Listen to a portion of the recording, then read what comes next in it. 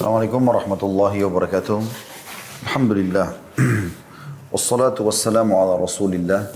Segala puji dan puja kehadirat Allah subhanahu wa ta'ala. Berikan salawat dan taslim kepada Nabi besar Muhammad sallallahu ala alihi wa sahbihi wasallam.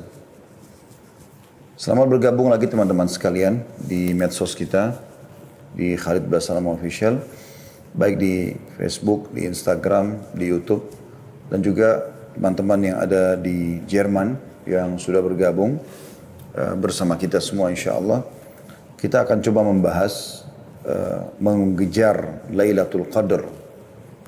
Dan ini tentu ada alasan kenapa tema ini dipilih, karena memang kita sudah masuk di 10 terakhir Ramadan. Dan kita sudah melalui tadi malam ke-21. Sementara memang kalau kita mengumpulkan riwayat-riwayat hadis yang ada, menyebutkan tentang Lailatul Qadar itu terjadi di malam-malam ganjil di 10 terakhir Ramadan.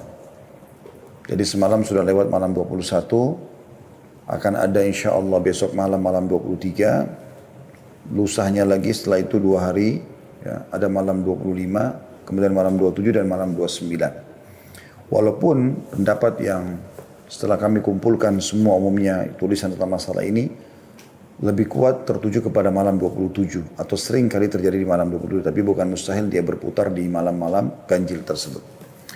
Baik teman-teman sekalian, surah yang sangat masyhur dalam Al-Quran perlu kita bacakan terlebih dahulu karena memang surah inilah yang menjadi sebab juga bahasannya.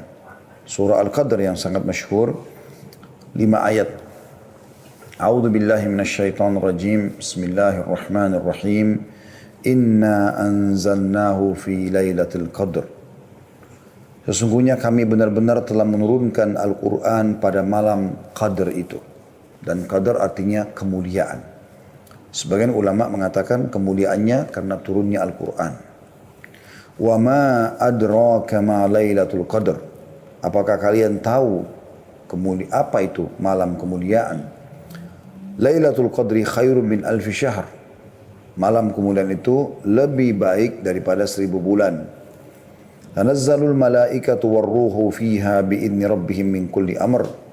Pada malam itu turunlah semua malaikat-malaikat dan juga dipimpin atau pemimpin mereka Ruh atau Jibril dengan izin Tuhan mereka untuk menyelesaikan semua perkara. Salamun hiya hatta matla'il fajr. Dan dia akan penuh dengan kesejahteraan malam itu sampai terbitnya fajar. Teman-teman sekalian, di sini kita bisa lihat dari ayat ini. Kita bahas dulu 5 ayat ini.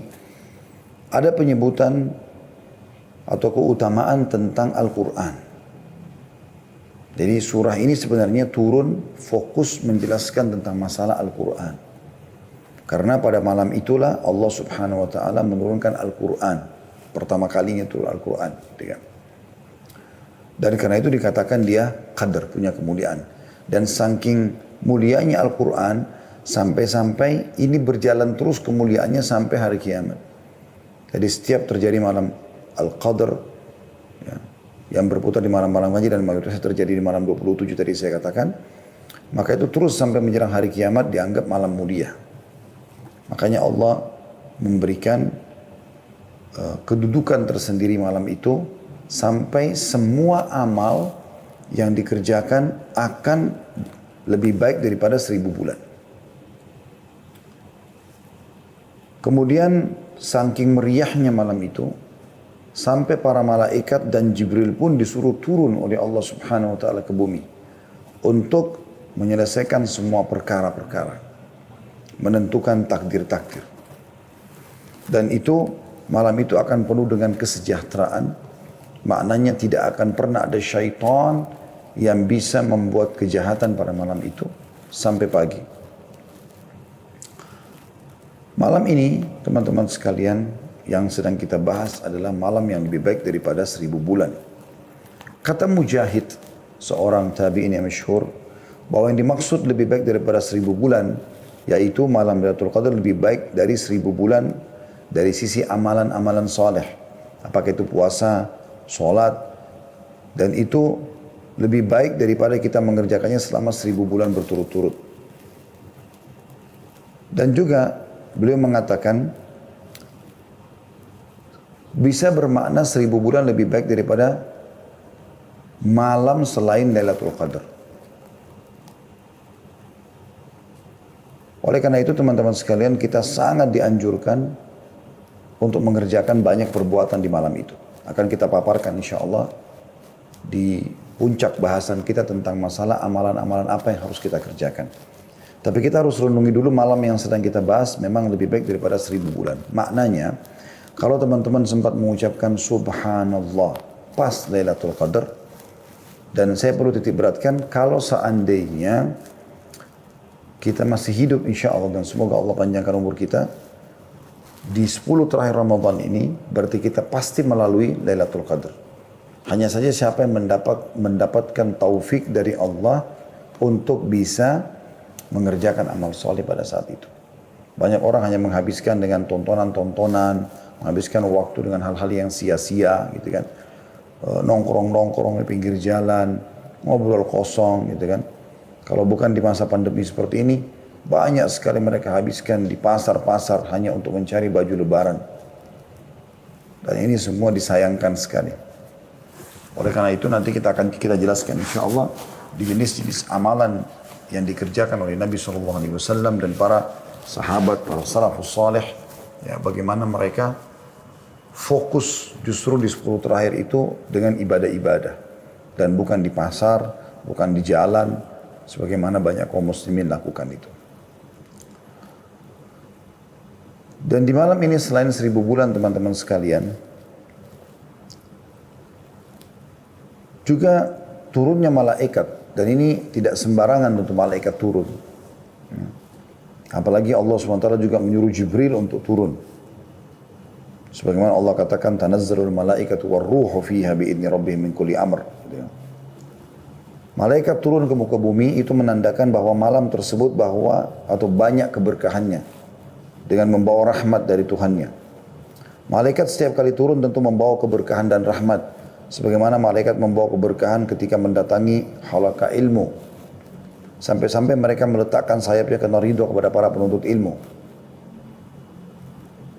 Syaitan juga tidak bisa berbuat apa-apa sebagaimana sudah saya singgung sedikit tadi.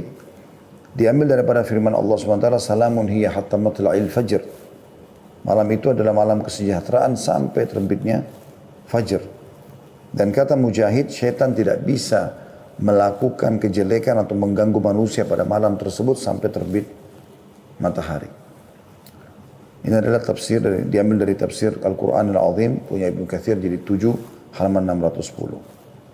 Ibnu Zaid dan juga Qatadah berkata pada malam Lailatul Qadar hanya ada kebaikan saja, tidak akan ada kejelekan sampai terbit fajar. Juga sama disebutkan dalam tafsir Ibnu Katsir jadi 7 halaman 611. Pada malam itu juga, ini malam mulia sekali, Allah Subhanahu wa taala tentukan takdir, ajal dan rezeki. Ibnu Katsir menyebutkan perkataan Qatadah dan ulama lain bahwasanya pada malam Lailatul Qadar diatur berbagai macam urusan. Ketika itu ajal dan berbagai rezeki ditetapkan. Hal itu sesuai atau sejalan dengan firman Allah di ayat lain surah Dukhan ayat 4. Surah Dukhan ayat 4 yang bunyinya A'udzu billahi minasyaitonir rajim fiha yufraqu kullu amrin hakim. Pada malam itulah dijelaskan dan ditetapkan segala urusan yang penuh dengan hikmah. Dan Asy-Syu'bi berkata mengenai tafsir ayat 4 dan ayat 5 surah Al-Qadr, min kulli amr salamun hiya hatta matla'il fajr, bahwa keselamatan dan malaikat datang pada malam tersebut bagi orang-orang yang ada di masjid. Itu berlangsung hingga fajar. Tentu di masa pandemi sekarang nanti kita akan jelaskan pada saat kita jelaskan salah satu amal yang Anda harus lakukan atau dianjurkan lakukan adalah i'tikaf. Tetapi karena kita masa pandemi kita akan menggantikan dengan ibadah di rumah. Tapi kita tidak namakan i'tikaf, karena i'tikaf hanya di masjid saja. As-Sa'di berkata, berbagai hadis yang mutawatir membicarakan tentang keutamaan Lailatul Qadar dan dijelaskan bahwa malam tersebut terdapat di bulan Ramadan. Malam tersebut terdapat di 10 hari terakhir terkhususkan pada malam-malam ganjil. Malam penuh kemuliaan itu tetap terus ada setiap tahunnya hingga hari kiamat. Karena kemuliaan malam tersebut, Nabi SAW melakukan i'tikaf dan memperbanyak ibadah di 10 terakhir Ramadan. Dengan melakukan hal tersebut, beliau berharap bisa menjumpai Lailatul Qadr. Itu tadi gambaran daripada tafsir 5 ayat surah Al-Qadr. Teman-teman sekalian, Allah Subhanahu wa taala memberikan rahmat buat kita umat Muhammad sallallahu alaihi wasallam. Umat-umat sebelum kita umumnya umur mereka panjang-panjang. Misal Nabi Nuh alaihissalam berdakwah di kaumnya itu teman-teman sekalian 950 tahun. Dan tidak mungkin Nabi Nuh berdakwah sementara beliau masih bayi. Umumnya nabi-nabi dinobatkan jadi nabi di umur 40 tahun. Berarti bisa 990 tahun umur Nabi Nuh alaihissalam. 40 tahun masa sebelum kenabian. Dan setelah itu ada masa dakwah 950 tahun. Ya. Maka itu umur kurang lebih umat sebelum kita dan umat-umat yang hidup atau umat yang hidup bersama Nabi Nuh alaihissalam adalah satu generasi. Jadi umatnya bisa ada yang berumur 1000 tahun bahkan lebih. Disebutkan dalam sebuah riwayat atau sebuah athar bahwasanya pernah Nabi Nuh alaihissalam melewati seorang ibu yang menangisi anaknya yang meninggal. Yang menangisi anaknya yang meninggal. Gitu ya. Anaknya ini meninggal teman-teman sekalian umur 60 tahun. Anaknya ibu ini. Ini kita bisa ambil gambaran dari riwayat ini. Bagaimana ya, umur mereka sangat panjang. Maka pada saat dia menangis, berkatalah pada saat itu Nabi Nuh alaihissalam, kenapa engkau menangis wahai ibu? Kata dia, saya sedih, kesian melihat anak saya umur 60 tahun meninggal, dia belum merasakan dunia. Jadi umur 60 tahun bagi mereka itu kayak masih 6 tahun kalau kita. Kata Nabi Nuh alaihissalam, jangan kau bersedih hai ibu. Karena sungguhnya akan datang nanti umat di akhir zaman, ya kita ini. Umur orang tertua di antara mereka adalah umur seperti anakmu ini. Artinya mereka akan dianggap tua kalau sudah umur 60 tahun. Sementara anakmu ini 60 tahun kau anggap masih sangat kecil. Maka kata ibu tersebut, wahai Nabi Allah, kalau seandainya aku hidup di zaman dan dikasih umur oleh Allah SWT cuma 60 tahun, aku akan gunakan semuanya sujud. Selama 60 tahun itu. Itu menandakan bagaimana panjangnya umur mereka. Itu luar biasa. Bagaimana umur mereka sangat panjang. Umur mereka sangat panjang. Nah, sekarang pertanyaan sederhana. Bagaimana caranya kita mengimbangi umur mereka? Amal-amal mereka. Jadi misalnya kalau ada di antara umat Nabi Nuh alaihissalam saja yang beribadah selama 300 tahun saja. Umur kita kan dibatasi. Bukankah Nabi SAW bersabda, ya, umur umatku antara 60 sampai 70 dan sangat sedikit yang melampaui itu. Jadi kita kalau umur 60 tahun, 70 tahun kita anggap sudah tua. Nah sekarang bagaimana kita mengimbangi amal solehnya kaum Nabi Nuh? Allah Subhanahu wa taala mudahkan untuk umat ini agar kita mendapatkan ekstra pahala, tambahan lebih. Dengan adanya keutamaan yang diberikan di beberapa tempat kalau kita beribadah, kayak kasus kita ibadah di Masjid Haram Mekah 100.000 kali lipat pahala sholatnya, Masjid Nabawi 1000 misalnya. Ya. Dan juga adanya Lailatul Qadr. Dan makna teman-teman sekalian lebih baik daripada 1000 bulan, artinya 1000 bulan itu kalau kita hitung kurang lebih tepatnya 84 tahun plus 3 bulan. Artinya sama ibadah apapun yang kita kerjakan di waktu itu dengan 83 tahun plus 4 bulan. Contoh, Teman-teman mengatakan subhanallah. Pas Lailatul Qadar, pahalanya sama dengan subhanallah diucapkan selama 83, 4 bulan. Atau 1000 bulan. Dia mengatakan astagfirullah, sama dengan astagfirullah selama 1000 bulan. Dia sedekah, ya, misalnya dengan sebagian hartanya. Maka dia sama dengan bersedekah misalnya 1 juta rupiah. Sama dengan dia bersedekah 1 juta rupiah itu selama 83 tahun plus 4 bulan. Dia membuka puasakan orang. Dia bakti sama orang tua. Dia jenguk orang sakit. Apa saja. Dia membantu orang susah. Menghilangkan kesedihannya, bisa menghiburnya. Dan segala macam hal yang dia kerjakan. Kalau di Lailatul Qadar, maka semuanya tentu akan dilipat gandakan sama dengan 1000 bulan. Anda bisa bayangkan itu. Sebagian ulama mengatakan, malam itu mulai diambil atau terhitung dari awal malam datang. Yaitu habis maghrib. Karena sudah mulai gelap. Biasanya orang sudah membahasakan malam. Begitu juga sampai dia pagi hari, berarti memang betul-betul sampai subuh. Gitu kan. Dan itu waktu yang sangat lama. Berarti Anda, insya Allah biidznillah kita berharap pada saat membuka puasakan orang, berarti Anda sudah dapat pahala itu. Insya Allah, kita berharap itu. Anda kalau ya membaca Al-Quran, berzikir, bersedekah, apa saja amal yang kita kerjakan, lebih baik daripada 1000 bulan. Dan ini luar biasa. Dia hanya terjadi setahun sekali.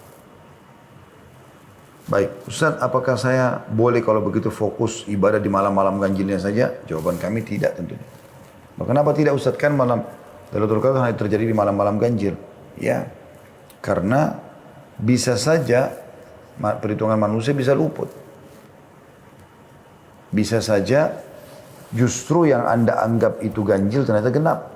Saya sendiri kemarin hampir luput. Saya mengingat kalau itu adalah malam 21, teman-teman sekalian. Saya bahkan sempat berpikir itu adalah malam 20. Ternyata sudah puasa yang ke-20, malamnya sudah 21. Ada seorang sahabat dekat saya, Dr. Yusuf Bahuth, hafidhahullah, beliau salah satu dosen di Ummul Qura di bagian tafsir ya. Beliau mengirimkan kepada saya itu. Datanya malam hari ini, hari Rabu, akan masuk malam ke-21 dan itu akan masuk Lailatul Qadar. Subhanallah. Saya baca itu terus saya teringat, oh iya sudah malam 21 rupanya. Ya. Maka kita dianjurkan memperbanyak bacaan Allahumma innaka afuun tuhibbul afwa fa'fu anni, kan gitu. Dan itu kita dianjurkan ucapkan, nanti akan kita sebutkan termasuk dalam amal-amalan yang dianjurkan untuk diucapkan.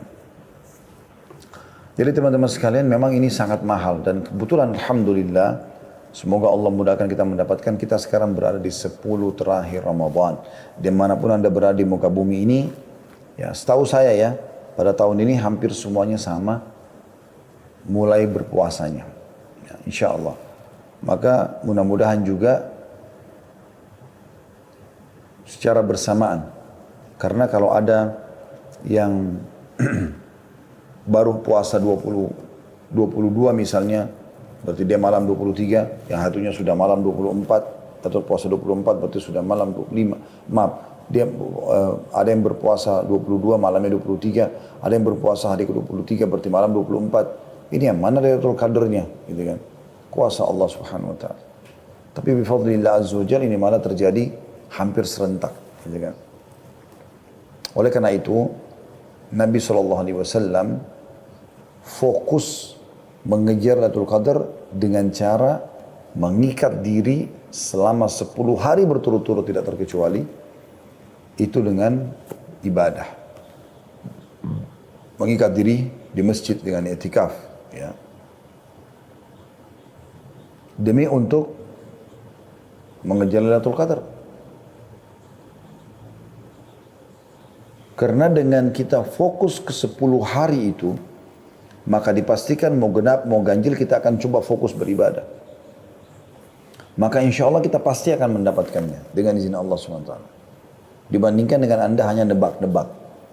Ya, saya pernah ada di satu kota dan ternyata subhanallah di kota itu tiba-tiba saja saya lihat di habis sholat tarawih di malam 27, orang-orang pada bagi-bagi makanan segala macam gitu. Lalu mereka mengatakan, sudah Lailatul Qadar. Padahal mungkin sebelumnya mereka malas beribadah. Mudah-mudahan kita berharap Allah karunia kepada mereka, tapi masalahnya adalah bisa saja luput dari mereka. Mungkin di malam 23 terjadi, mungkin di malam 25. Kan begitu. Jadi harusnya kita fokus 10 hari tersebut. Baik, kita akan masuk teman-teman lebih dalam tentang amalan-amalan apa yang dikerjakan pada saat Lailatul Qadar. Ini penting sekali ya. Yang paling ditekankan sekali adalah Anda sholat malam. Apakah itu tarawih atau Anda kerjakan tahajudnya. Apa bedanya Ustaz tarawih sama tahajud? Beda. Dari sisi istilah dan juga waktunya. Tarawih santai, dimulai dari setelah Ba'diyah Isya sampai Masya Allah terserah kita mau selesaikan jam berapa, tergantung kadar ayat yang kita baca. Tahajud dikerjakan di sepertiga malam, ataupun sudah lewat pertengahan malam, gitu kan. Walaupun sama-sama qiyamul lail. Tapi dari dua ini Anda jangan keluput salah satunya. Baik itu sholat tarawihnya ataupun sholat tahajudnya. Bagaimana Ustaz kalau saya mau gabungkan keduanya? Boleh. Makanya di Masjid Haram Mekah dan Masjid Nabawi Madinah kan melakukan itu. Mereka ada sholat tarawih, hanya saja di 10 terakhir Ramadan, kayak mulai tadi malam, di malam ganjil itu mereka sudah tidak lagi mengerjakan witir di sholat tarawih. Jadi cuma tarawih 20 rakaat, kemudian mereka tidak witir, nanti sekitar jam 12 malam, atau setengah 1 malam, mereka baru mengerjakan qiyamul lail lagi dengan witir. Jadi kurang lebih jam setengah 1. Mereka kerjakan kadang-kadang 11 rakaat sampai 13 rakaat. Seperti itulah. Dan ini teman-teman kalau mau dapat keutamaannya, terutama dengan pembersihan dosa-dosa seluruhnya tidak terkecuali, Anda harus penuhi syaratnya 2. Sabda Nabi SAW yang masyhur dalam hadits Bukhari Muslim, Man qama Ramadhana imanan wa ihtisaba ghufira lahu ma taqaddama min dhanbi. Barang siapa yang mendirikan malam Ramadan karena keimanan dan mengharapkan pahalanya, dibersihkan dosa-dosa yang telah lalu. Dan di Lailatul Qadar lebih ditekankan lagi, karena kata Nabi SAW, Man qama Lailatul Qadri imanan wa ihtisaba ghufira lahu ma taqaddama min dhanbi. Barang siapa yang bangun di malam Lailatul Qadar karena keimanan dan mengharap pahalanya, maka dosanya yang lalu akan diampuni.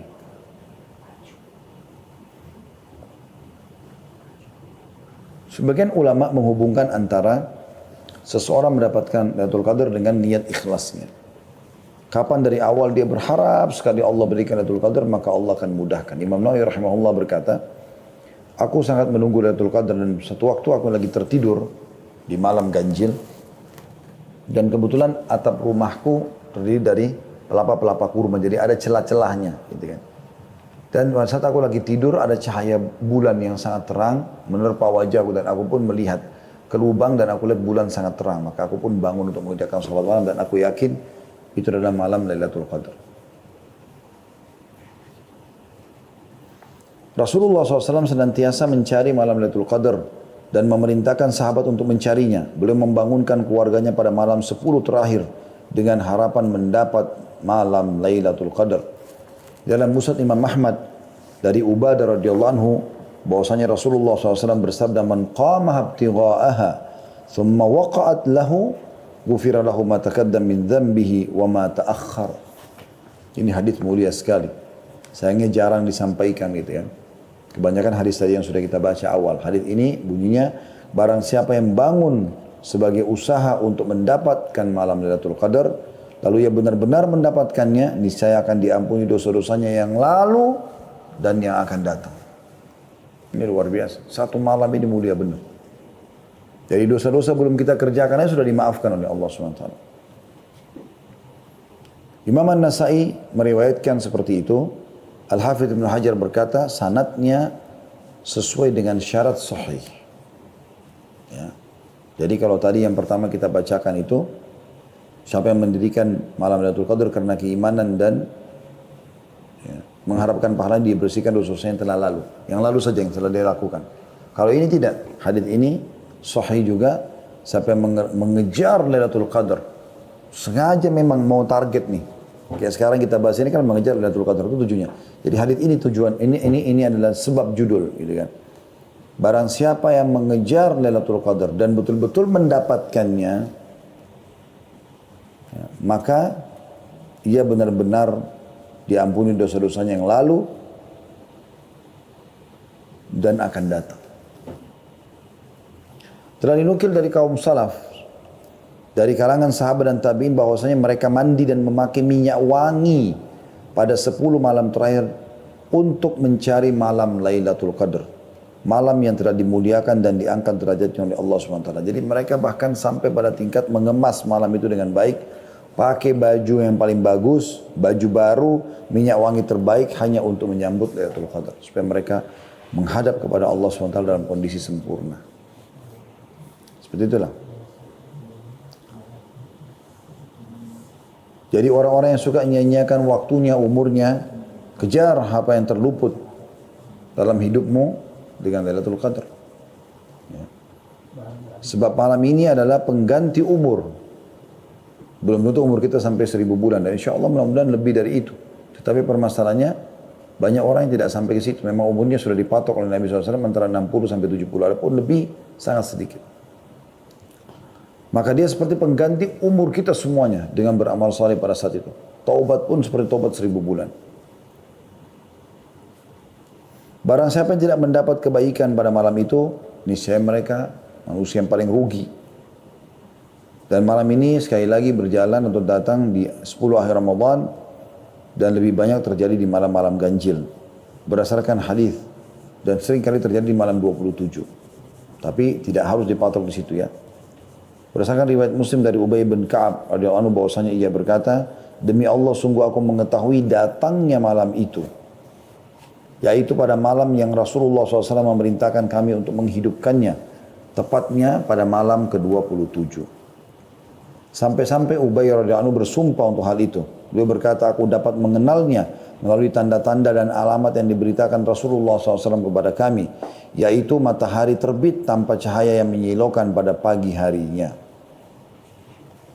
Jadi ini Ubay bin Ka'ab kata sebagian ulama kemungkinan coba menjelaskan ya, tentang kondisi beliau pada saat itu. Jadi beliau memang disuruh Nabi SAW untuk mengerjakan ibadah dengan para sahabat dan pas malam 27. Maka beliau berpatokan itu adalah malam Lailatul Qadar. Walaupun secara umum pendapat ulama mengatakan berputar di seluruh malam-malam ganjil. Itu amalan yang pertama yaitu sholat. Memperbanyak sholat, ya, terutama sholat malam.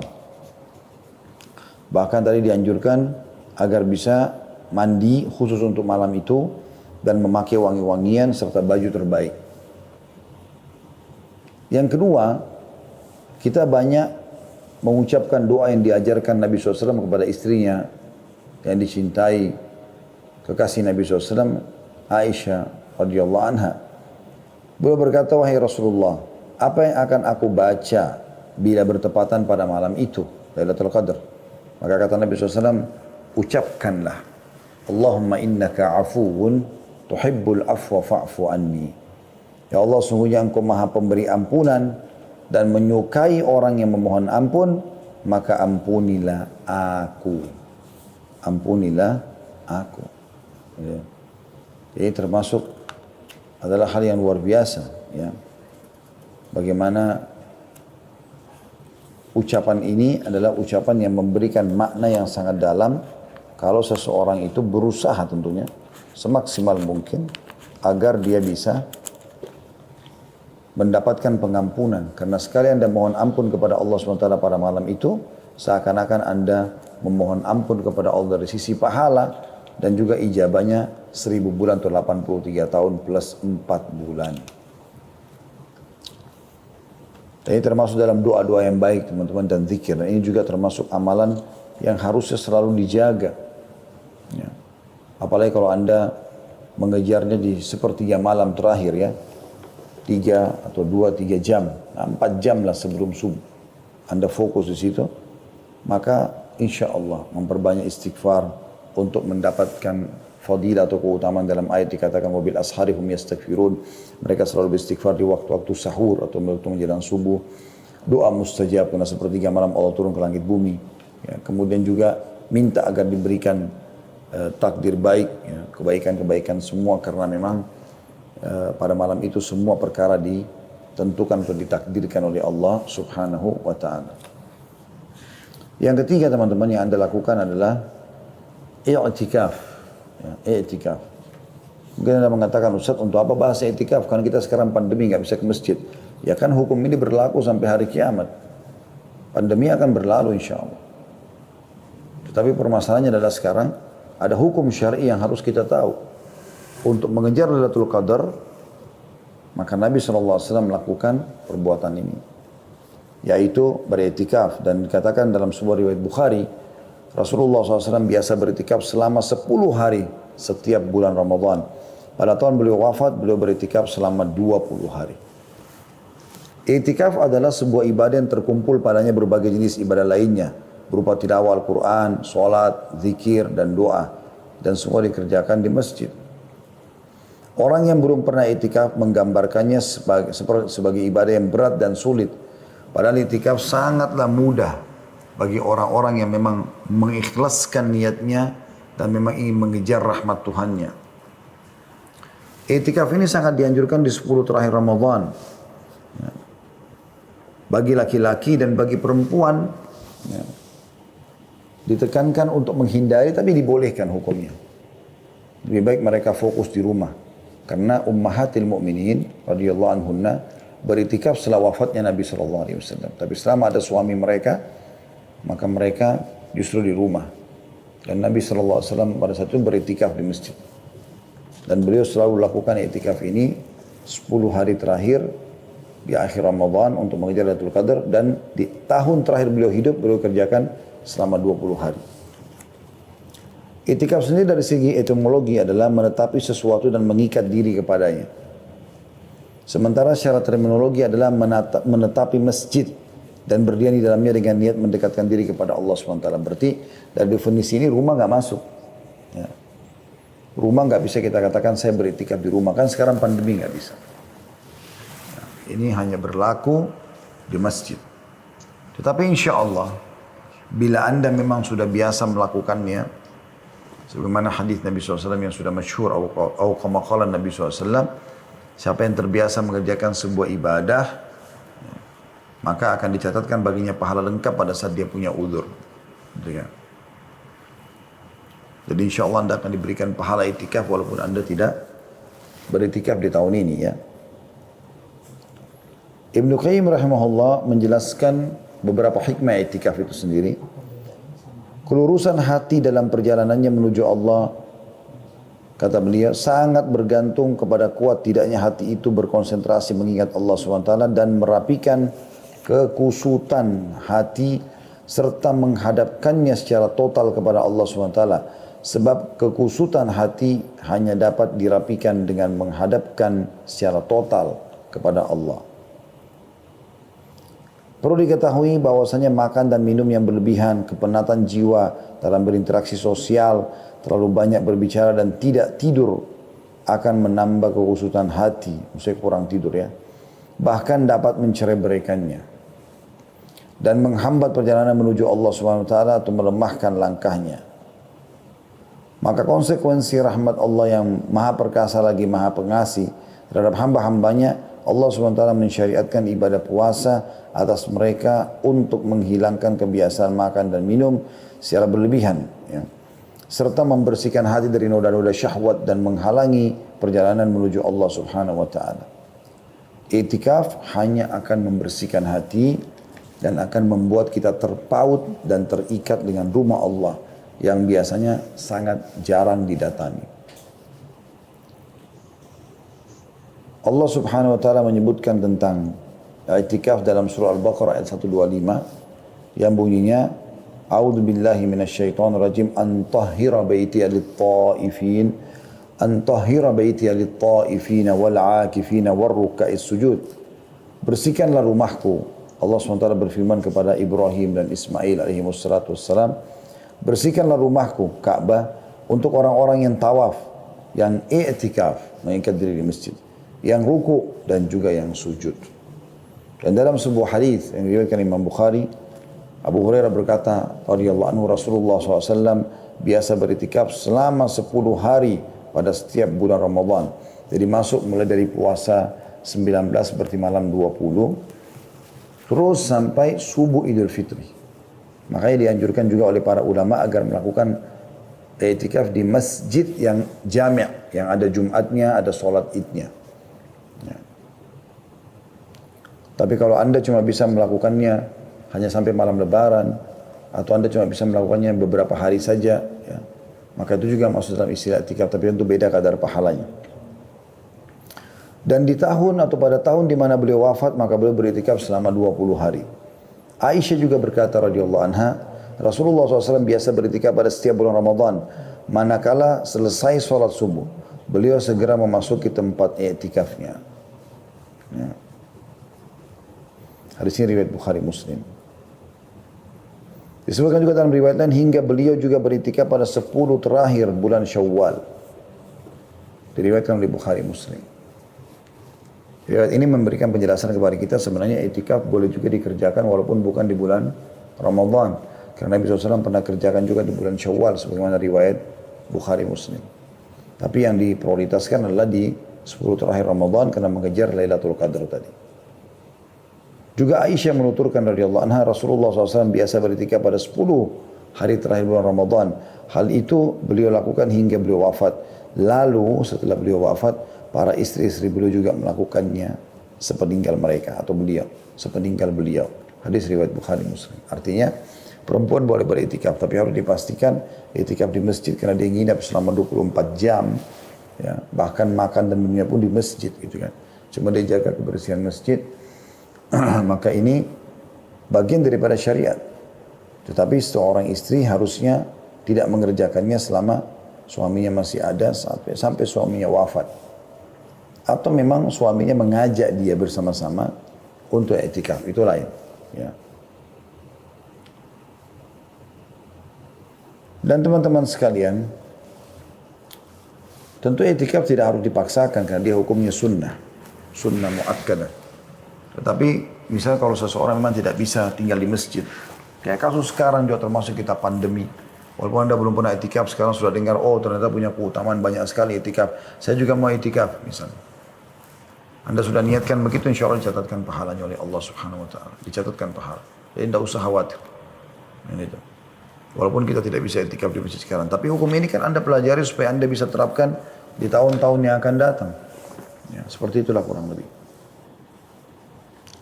Pada saat i'tikaf, anda sangat dianjurkan untuk memperbanyak ibadah, terutama sholat tadi. Ya, kemudian tilawah Al-Quran, membaca buku-buku ahli ilmu, halaqah majlis ilmu kalau ada yang dibuat oleh ulama di masjid yang kebetulan i'tikaf, menjauhkan diri dari segala macam ya, perkataan sia-sia, mencela, mencaci maki, tontonan-tontonan yang tidak baik. Ya. Berdiam di tempat i'tikaf berdasarkan riwayat Imam Muslim dari Nafi', ia berkata Abdullah bin Umar menunjukkan kepadaku tempat yang dipakai Rasulullah SAW beritikaf dalam masjid, dan beliau tidak keluar sama sekali. Sampai pernah kedatangan istrinya saja, Sofia, lalu Nabi SAW temui di masjid.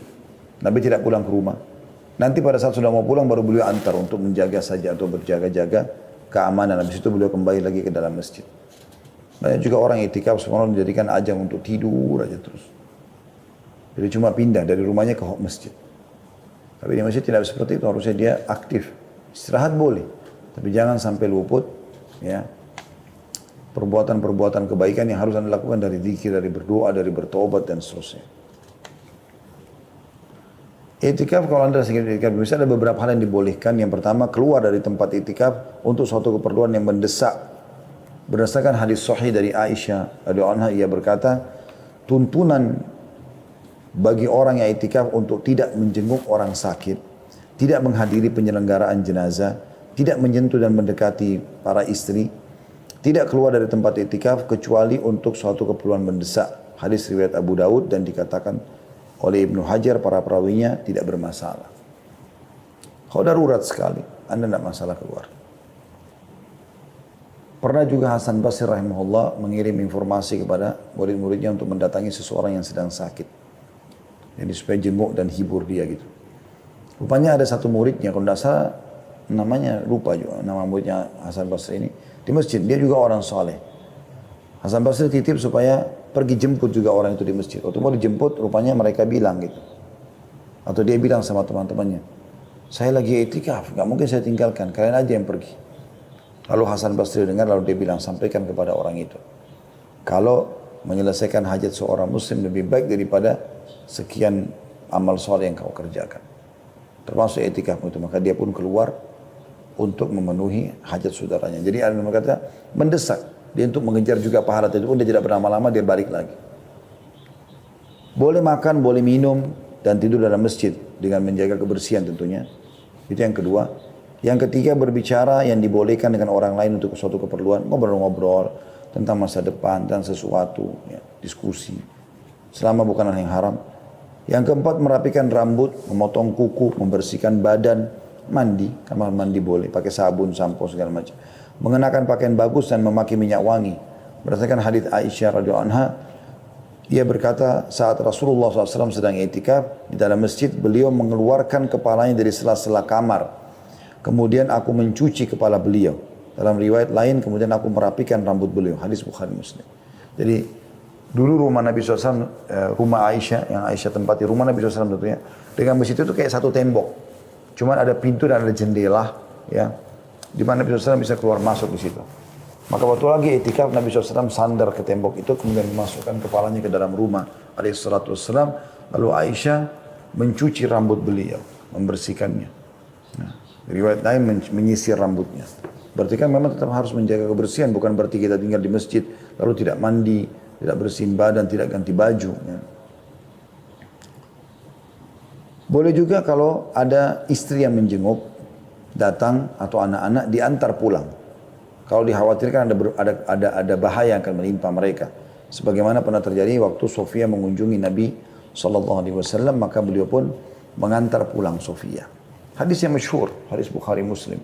Pada saat Nabi SAW sedang mengantar Sofia pulang, lalu ada dua orang Ansar tergesa-gesa melangkahkan kakinya, ya seakan-akan mengejar Nabi SAW, gitu kan? Nah pada saat mendekat, Nabi SAW mengatakan ala rizki kuma, pelan-pelan aja. Inna Sofia binti Huyai. Ini yang bersama saya Sofia binti Huyai, ini istri saya. Maka mereka mengatakan maha suci Allah ya Rasulullah. Maksudnya kami nggak akan berpikir macam-macam. Kata Nabi SAW, hati-hatilah, karena syaitan mengalir, ya, di dalam tubuh manusia sebagaimana mengalirnya darah atau mengalir di aliran darah manusia. Dan bisa saja membuat kalian nanti sangka buruk. Tapi sikap Nabi SAW di sini, ya, itu mengantar pulang istrinya dibolehkan.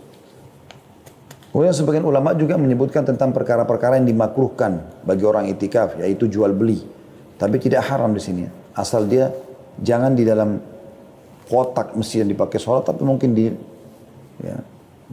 terasnya, ya.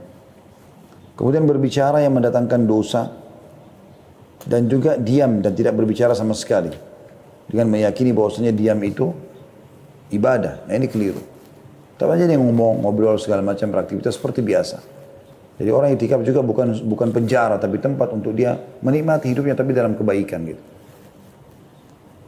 Nah ini tentu saya ambil dari buku Risalah Puasa Nabi Syekh Muhammad bin Shalih Al-Munajjid dan Syekh Abdullah Saleh, ya.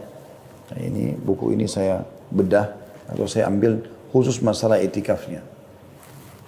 Itu ada disebutkan di halaman 33 tentang masalah jual beli, ya, yang dianggap makruh di sini ditulis oleh atau dinukil dari para ulama.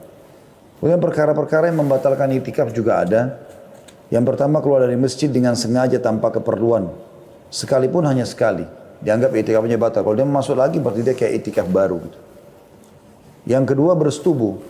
Kalau dia pulang ke rumahnya dia biologi sama istrinya, maka dianggap batal itikafnya. Yang ketiga, gila dan mabuk. Yang keempat, haid dan nifas bagi kaum wanita, kalaupun dia itikaf, disebabkan hilangnya syarat bersuci, maka dia harus keluar dari masjid. Yang kelima, murtad. ini berarti sudah tidak ada lagi i'tikaf bagi dia. Kalau waktu memasuki i'tikaf dan waktu keluar, bila seseorang memasuki masjid dan berniat untuk taqarrub ilallah atau mendekatkan diri kepada Allah Subhanahu wa taala, maka ia telah terhitung beritikaf hingga keluar dari masjid. Apabila ia meniatkan beritikaf pada 10 terakhir bulan Ramadan, hendaklah ia memasuki tempat i'tikaf sebelum matahari terbenam menjelang malam ke-21. Ya. Tadi saya keliru, saya luruskan. Tadi saya sempat bilang puasa ke-19 malam ke-20 ya. Tapi di sini disebutkan puasa ke-20 berarti malam ke-21 berarti kemarin ya. Dan meninggalkan tempat i'tikaf pada hari terakhir bulan Ramadan setelah matahari terbenam di malam lebarannya. Tapi ada juga yang mengatakan keluarnya di Idul Fitri itu lebih afdal. Jadi dia pagi hari habis subuh Idul Fitri atau sebelum subuh dia sudah mandi, dia sudah pakai baju bersih, subuh lalu dia tunggu sampai sholat Idul Fitri kemudian baru dia pulang.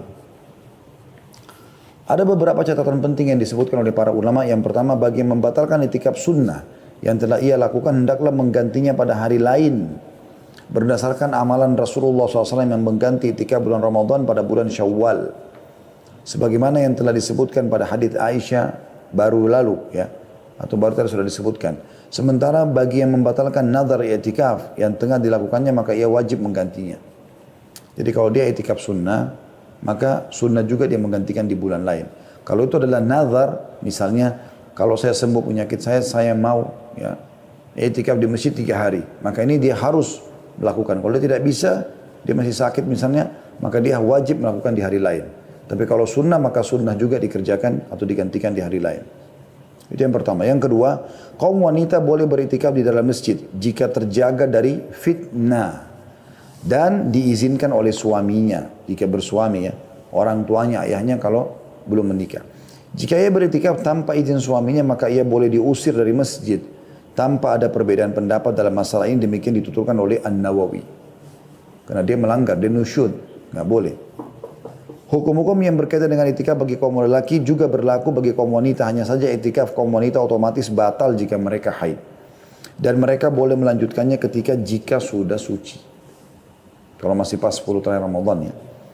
Dan hendaknya kaum wanita menirai tempat i'tikafnya dengan kemah dan memilih tempat yang tidak dipakai untuk sholat bagi kaum pria. Selanjutnya yang ketiga, barang siapa yang bernadar beriktikaf di Masjidil Haram, Mekah, ia tidak boleh menunaikannya di masjid lain. Kalau misalnya dia nadar, dia mengatakan, saya kalau sembuh dari penyakit, saya mau i'tikaf 2 hari di Masjid Haram Mekah. Lalu sembuh betul, dia nggak boleh ganti masjid lain. Karena Masjid Haram lebih mulia daripada masjid yang lain, tidak bisa diganti. Jika ia bernazar beriktikaf di Masjid Nabawi, ia wajib menunaikannya di Masjid Nabawi. Atau boleh di Masjidil Haram. Kenapa? Karena Masjid Haram lebih mulia daripada Masjid Nabawi. Maksudnya lebih banyak pahalanya. Jika ia bernazar beriktikaf di Masjid Aqsa, maka ia boleh menunaikannya di salah satu dari 3 masjid. Masjid Haram Mekah, Masjid Nabawi atau Masjid Aqsa. Karena Masjid Aqsa keutamanya lebih di bawah lagi dari 2 masjid tadi. Sementara bagi yang bernazar beriktikaf di selain 3 masjid tersebut dan tidak menentukan masjid tertentu, ia boleh menunaikannya di masjid mana saja. Tapi ini nazar ya, karena nazar kan hukumnya wajib ditunaikan. Misalnya tadi saya kasih contoh, kalau saya sembuh penyakit, saya akan i'tikaf 2 hari di masjid ini dan itu. Misalnya. Sebab Allah SWT tidak menjadikan tempat tertentu untuk melakukan ibadah, dan juga semua masjid sama saja keutamanya kecuali 3 masjid tersebut.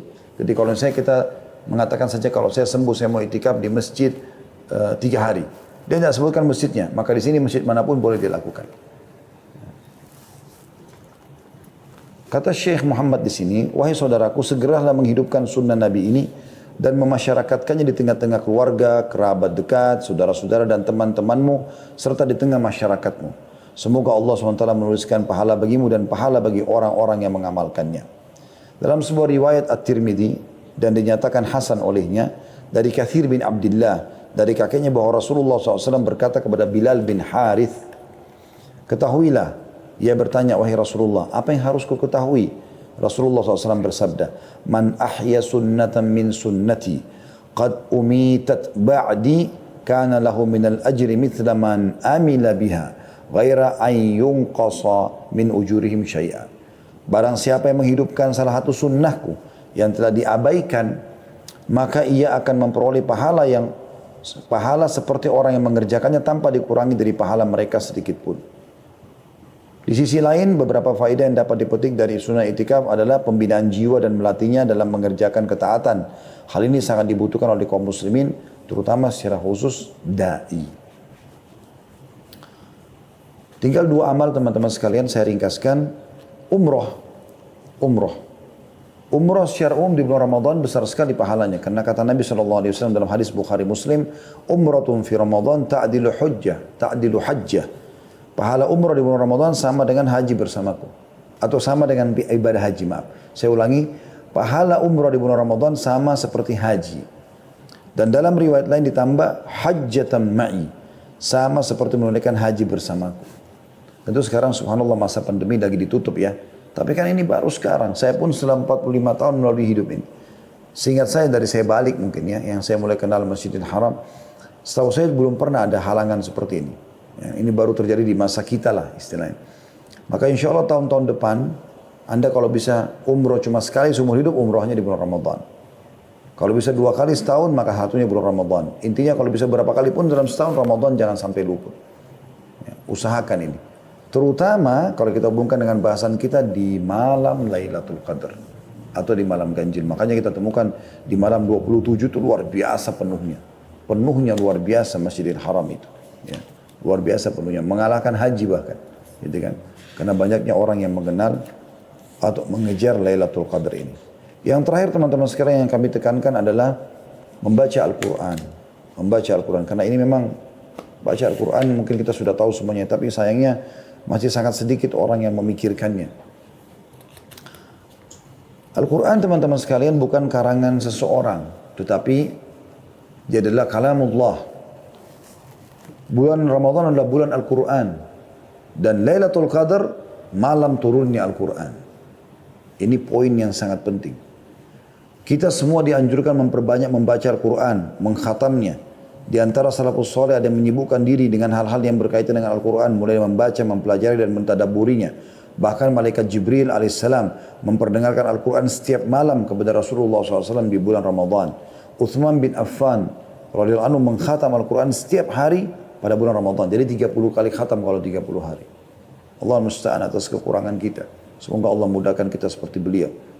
Di antara salafus saleh ada yang mengkhatam Al-Quran dalam sholat tarawih tiap 3 malam sekali. Ada yang mengkhatam tiap 7 malam sekali. Ya.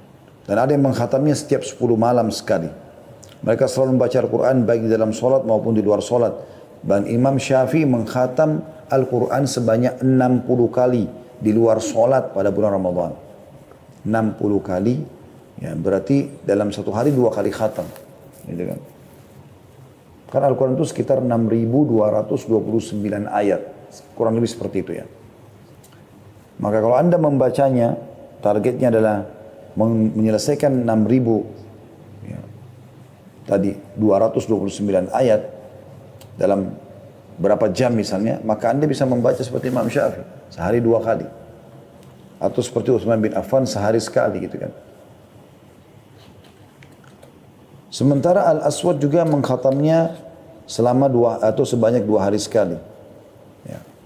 Ibnu Rajab menjelaskan, ada sebuah hadis yang berbunyi, Nabi SAW bersabda, siapa yang mengkhatam Al-Quran kurang dari 3 hari maka dia tidak memahaminya. Kata beliau, larangan mengkhatam Al-Quran kurang dari 3 hari tertuju bagi orang yang membiasakannya. Selalu saja dia tiap hari kerjakan itu. Ya. Adapun pada waktu-waktu yang utama seperti bulan Ramadan, terkhusus lagi pada malam-malam yang diperkirakan sebagai malam Lailatul Qadar, atau di tempat-tempat yang utama seperti Mekah, bagi yang selain warga Mekah, maka dianjurkan agar memperbanyak membaca Al-Quran, supaya mendapat keutamaan pada waktu dan tempat tersebut. Nah, ini pendapat Imam Ahmad, Ishaq, dan juga ulama-ulama lainnya. Nah, ini sangat ditekankan. Dalam membaca Al-Quran teman-teman dianjurkan untuk menangis. Anda tentu bisa menangis kalau Anda memahami maknanya. Makanya baca, sekarang alhamdulillah di zaman kita aplikasi Al-Quran dengan terjemahannya gitu kan. Karena disebutkan dalam hadis ya, Bukhari bahwasanya Nabi SAW pernah berkata kepada Abdullah bin Mas'ud, "Anu bacakanlah Al-Quran untukku." Maka Abdullah bin Mas'ud mengatakan, "Ya Rasulullah, aku bacakan untuk Anda sementara ayat ini. Al-Quran turun kepada Anda." Kata Nabi SAW, "Aku ingin dengar dari orang lain."